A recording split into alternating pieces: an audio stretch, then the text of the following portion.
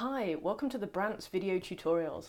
This video is going to show you a quick and easy way to check your trip meter is calibrated to the organizer's distance prior to an event. Most organizers will provide you with a measured distance check at the beginning. For this example, we are going to use a measured distance from 2017. If your trip has already been calibrated from a previous event, make a quick note of this figure as it is a useful reference. Here it is 370. Now look at your distance check document paperwork to find the total distance the organisers have used. In this case, the total distance is 5.16 miles. Enter this figure into your calibration push wheel switches on the front of your trip. 516 from left to right. And drive to the start of your measured distance. Note exactly which part of the vehicle is in line with the start marker so you can finish in exactly the same position on the finish marker for accuracy. Zero the trip. And when it is safe to do so, drive off following the route. As you drive along the route, the numbers on the trip will count up.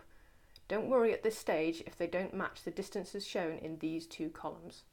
Just keep driving the route using the information descriptions until you reach the end of the measured distance.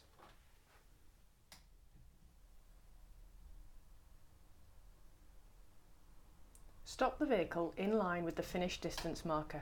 You will see a 3-digit reading on the trip meter displays. This is your calibration figure for this event. It may match your previous calibration figure, as in this case, or be slightly out by 1 or 2. If it is vastly different from your previous figure, this may want investigating. Check both displays are showing the same 3-digit figure, as this is a good indication that your trip meter is working well and there are no external interference issues.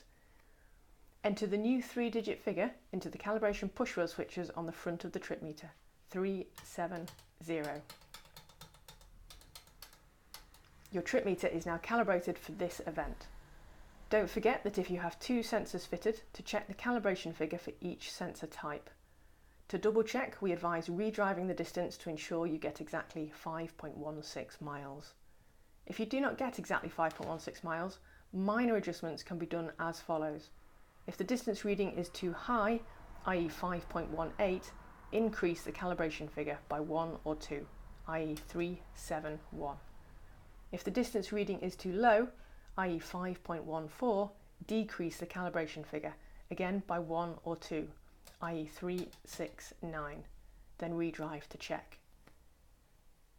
If you struggle to calibrate your trip meter easily, if you are getting mismatching readings between the two displays, or you get significantly different readings on each drive of the distance, this suggests your Brantz may have a sensor issue or is being attacked by electrical interference coming from your vehicle.